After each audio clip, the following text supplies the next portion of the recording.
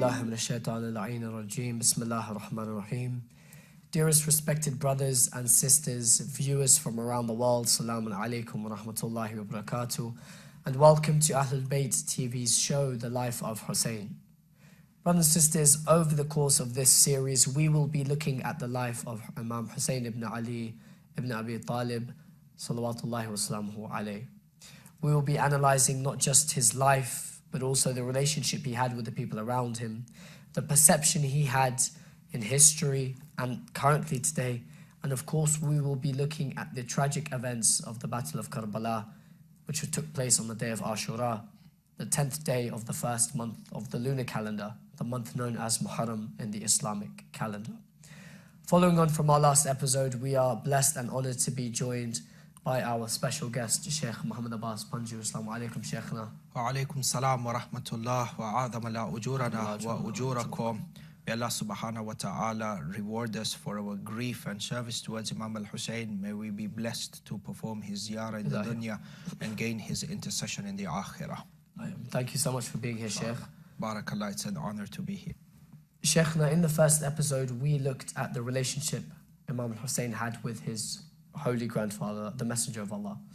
We looked at the prophesized expectation that Rasulullah had of Imam Hussein's birth, and of course he knew of the events of Karbala. In this show, inshallah, we will go a bit more historical, become a bit more aware of what events actually took place during the life of Imam Hussain. And of course we know Shaykh in his early years, he saw much torment and grief. He saw the rights of his father taken politically. He saw the death of his holy grandfather. He saw his own mother, Sayyidat al-Nisa al-Alameen, assaulted, disrespected, and of course a tragic incident for us as his followers. And I cannot begin to imagine the grief that was inflicted upon the Ahlulbayt alayhim salam. What sort of impact did this have on Imam Hussain? Did it fine-tune him into someone who was, very sure of what he wanted to instill in society and what sort of evil he had to overcome? Of course. A'udhu billahi minash shaitanir rajim. Bismillahir rahmanir rahim. To answer your question, such that there is no misunderstanding or misconception for the respected viewers, the Imam's decisions are not influenced in a negative way by surrounding circumstances. Every decision and every stance made by an Imam is a God-guided, is divine, ahsantum, guidance from the Lord of the universe. But having said that, in addition to this, the circumstances that surrounded Imam al-Hussain, you find that these circumstances then led on and had a great part to play in the manner in which Imam al-Hussain had to conduct the responsibility of imamate. So this is an important clarification to make.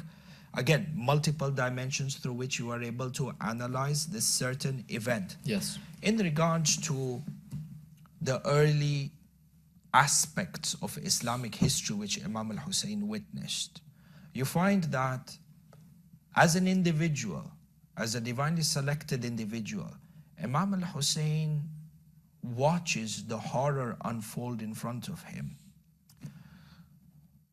The manner in which Rasulullah left this dunya, the consequent attack on his mother's house, the burning of the door while he was inside the house, watching this event. And narrators tell us that Sayyidah Zainab al-Kubra was holding one of his hands and holding the hand of her brother Hassan, weeping. And you find that all this is embedded within the mind and the heart of Imam al-Hussain. And these are images and these are tragedies that cannot be healed over time. As you rightly mentioned, not for a follower. So then how about for Imam al-Hussain? The usurpation of the right of Amir al-Mu'mineen alayhi salam through the people of Saqifa. When Imam al-Hussain, as a young child, sees all this unfold in front of him, and he sees the consequences of Ahlulbayt's rights being taken away from them when it came to Islam as a religion. This is absolutely important when we want to understand and when we want to see the impact of the revolution of Imam Hussain. Rather, to be more accurate, those factors that influenced the revolution of Imam Hussain, those factors that led to the circumstances whereby Imam Hussain had to stand up in revolution, we see all of these being formulated during Imam Hussein's early life. So, sorry to interrupt, Sheikh, but in that case, is it wrong to pinpoint these particular incidences as the recipe for the revolution against Yazid years to come later? Of course. The tragedy of Karbala, the root tragedy of Karbala was Saqifa. Had the right of Amir al-Mu'mineen not been usurped, had it not been usurped after the martyrdom of the Holy Prophet, then Karbala would not have happened. Okay. They only had the audacity to attack Imam al-Hussein and to assault Imam al-Hussein after they had had that audacity to attack Sayyidah Fatima al-Zahra alayha salam. For that initial hurma, you can say, divinity that surrounded their personalities was broken. There was that audacity that was shown in the first place. But to say over here that Imam al-Hussein watches and is absolutely cognizant of the consequences of the rights of his father being taken away. And he watches the corruption creeping into the religion and the deviation of the message of Islam from what Rasulullah initially propagated. All this has an impact upon him growing up. And you find that years later, when he leaves Medina, on the way to Karbala, on the very first days of his revolution, he makes it absolutely clear as to why he is coming out of Medina, where he says, I did not come out of oppression or out of corruption. وَلَكِنْ خَرَجْتُ لِطَلَبِ الْإِصْلَاحِ فِي أُمَّةِ جَدِّي. I have come out to reform the nation of my grandfather. أُرِيدُ أَنْ أَأْمُرْ بِالْمَعْرُوفِ وَأَنْهَى عَنِ الْمُنْكَرِ, to do أمر بالمعروف والنهي عن المنكر. وَأُسِيرْ بِسِيرَةِ جَدِّ رَسُولِ اللَّهِ وَأَبِي عَلِيَّ بْنَ أَبِي طَالِبٍ. I want to reform the ummah. Reform meaning what? Prior to me, this religion has deviated and corrupted so much. Yes. You don't need to reform something that is virtuous. But, sorry, just interrupting you, Sheikh. Sure. In the sense reforming it, but is he trying to bring back the initial message? Is that the core Bring point? back the initial message. They had deviated so much off the point. Yes. It needed a sacrifice as grand as Imam al-Hussein's. Yes, yes. And there to was so lead much people back. distortion, yeah. Ahsantum. Truth was mixed with falsehood, such that none could be distinguished. Falsehood under the banner of Islam, mixed with truth under the name of Islam, such that you needed to have this catalyst movement. And Imam al-Hussein from his young ages watches as this corruption begins to become a part and parcel of the fiber of this divine religion. Sheikh, now just moving on, of course, we know you said that one of the core aims of Imam al-Hussein's message was to bring back the message of Rasulullah and Imam Ali alayhi salam.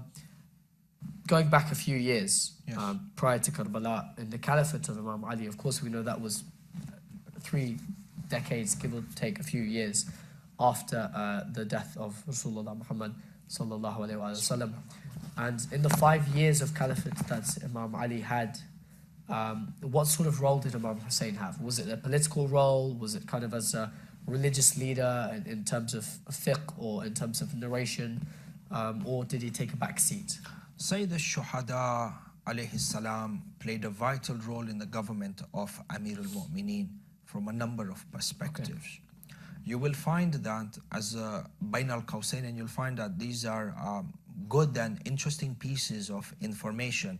You'll always find that during the time of the previous Imam, the following Imam has very few statements that he makes. I see. So the narrations recorded on authority of Imam Hussain during the lifetime of Amir al-Mu'mineen are very little, as opposed to after Amir al-Mu'mineen when he actually took the Imamat. Same thing, the hadith narrated by Imam al-Jawad during the life of Imam Rida is very few compared to the number of hadith that Imam al-Jawad would narrate when the Imamat was undertaken by him. And this is because sole religious guidance in itself is embodied within the Imam Zaman of your time. This doesn't mean that they didn't give religious edict or guidance. No, they did. But that overall authority, mutlaka, that unrestricted authority was religious in terms of religious guidance and otherwise was with the Imam Zaman. But having said this,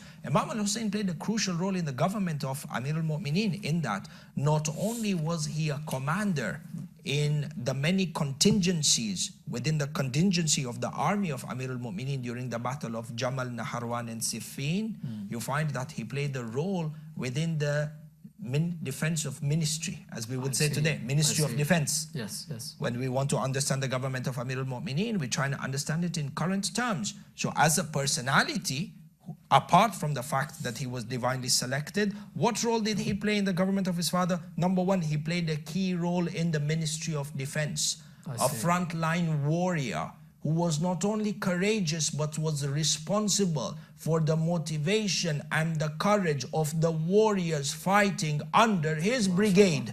Yes. It's one thing to be a warrior in the battlefield, one thing to be a general, a commander, and be brave.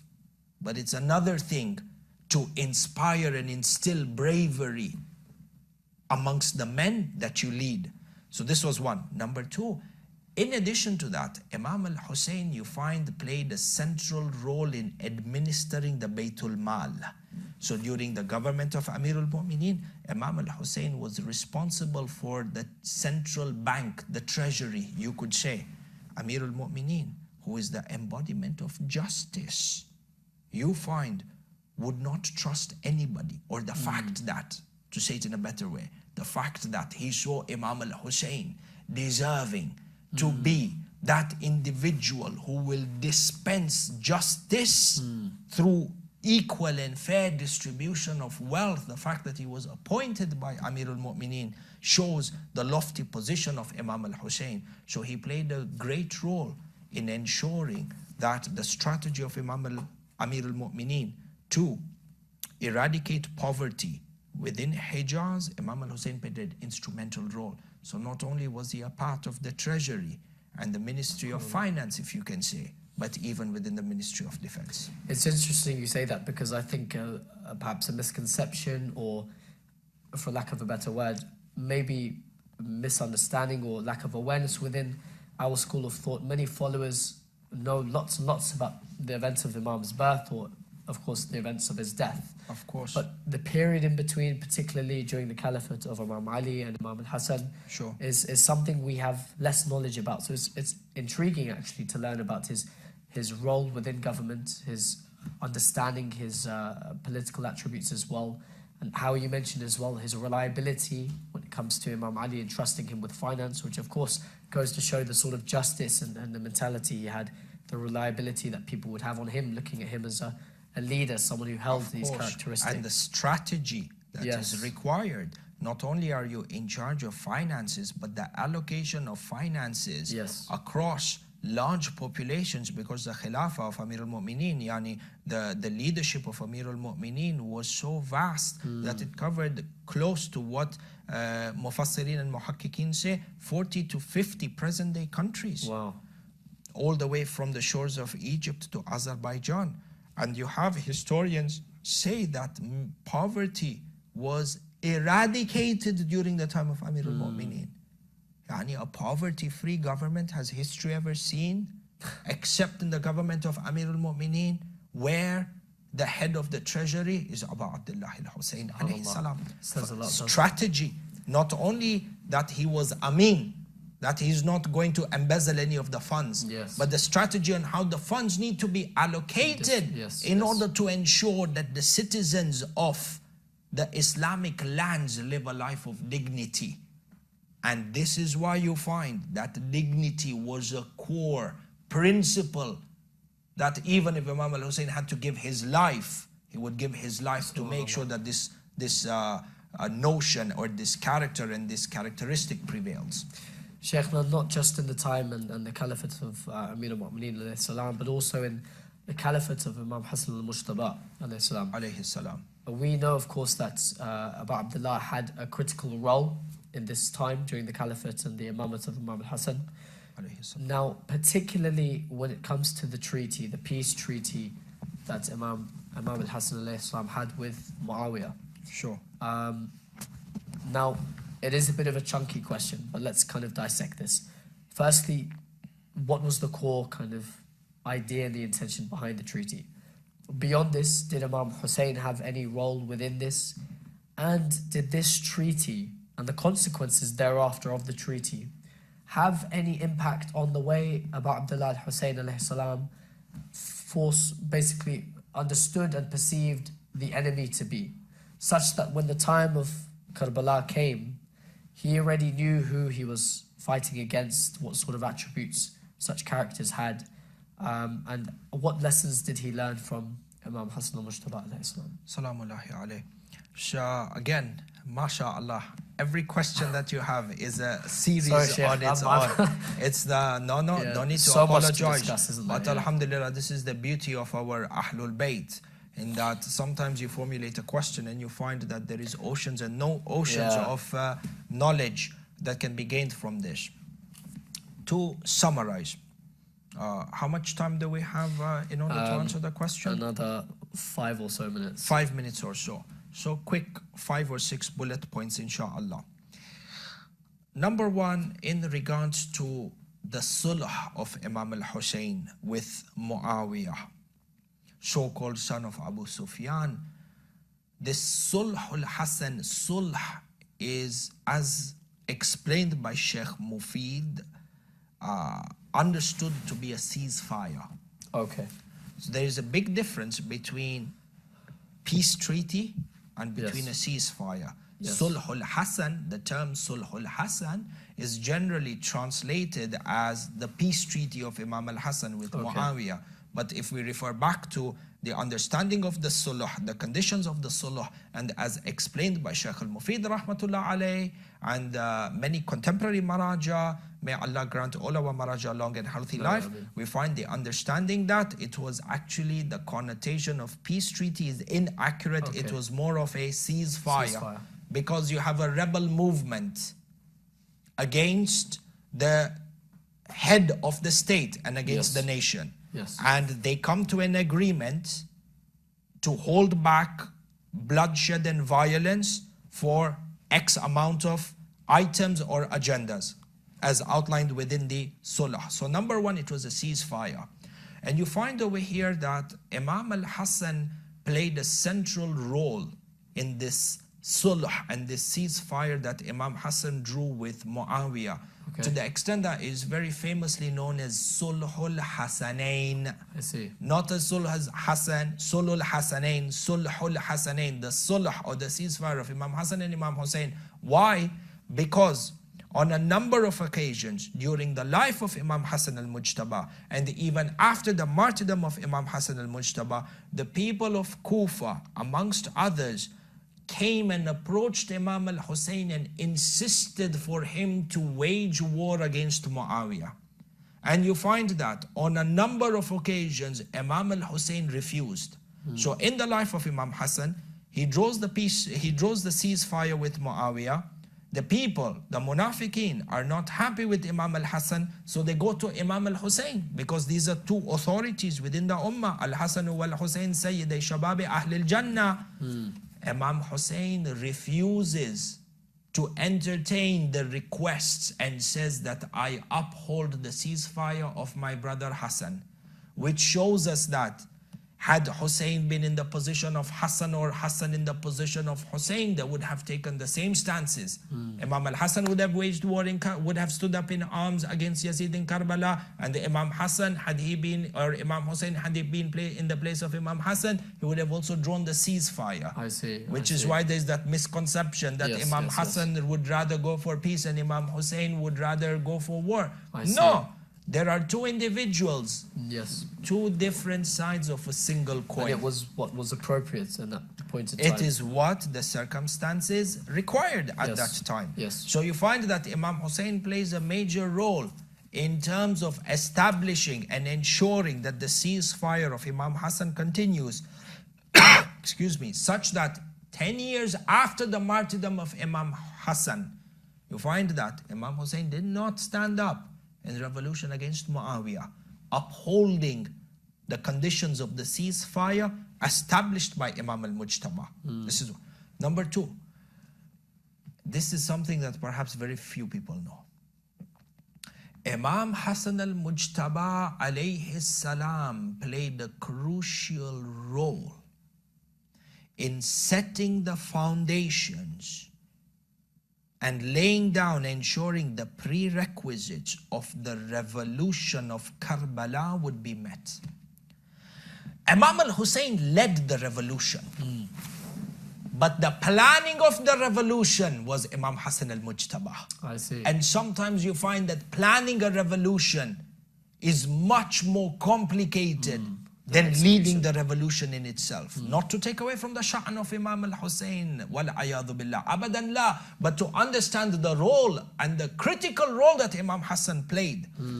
Number one, Imam Hassan al-Mujtaba, through the peace treaty, drew the line in the sand between who the real mu'min is and who the real munafiq is. One of many who got exposed in this was Shimr bin Dhil Jawshan, alayhi la'na. Before the ceasefire, he was in the camp of Imam Hassan al-Mujtaba.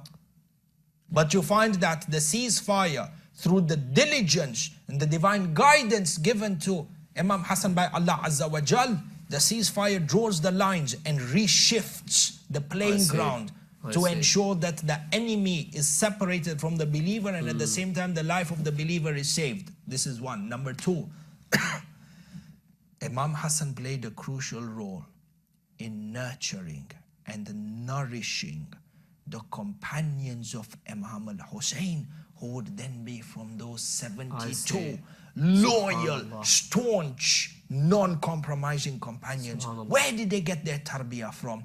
They got their tarbiyah from a great extent, to a large extent, from Imam Hassan al-Mujtaba. One of them examples being Habib ibn Madahir, who everybody knows about. This Habib ibn Madahir, whose own grave, he is out of his honor and the show of his daraja. He is buried separately from the rest of the shuhada, such that when Imam al-Hussein writes a letter to Habib, he says to him, I write this letter to the faqih, jurist. Where did he get his jurisprudence from? Amir al-Mu'mineen, without doubt, but that crucial period between Amir al-Mu'mineen and Imam al-Hussein, it was Imam Hassan al-Mujtaba who played the role of making, or if you can use this word, manufacturing men of metal, men of steel, who will then go on to change the color of history under the leadership of Imam al-Hussein alayhi salam. Subhanallah. Sheikh, I know we're tight on time and there's so much more to discuss. So thank you so much for your eloquent discussion, your dissection of this topic. And of course, inshallah, on another occasion, we can go into more depth. Inshallah. Thank you very much for this opportunity, and thank you to Ahlulbayt TV for, as always, doing a magnificent job in serving Ahlulbayt and ensuring the message of Ahlulbayt reaches every part of this globe, inshallah. Brothers and sisters, as we wrap up this episode, please do join us in forthcoming shows where we will be continuing the life of Imam Hussain. We will be looking into more episodes, more occasions within the life of Imam al-Hussain alayhi salam. We look forward to seeing you next time. Wassalamu alaikum wa rahmatullahi wa barakatuh.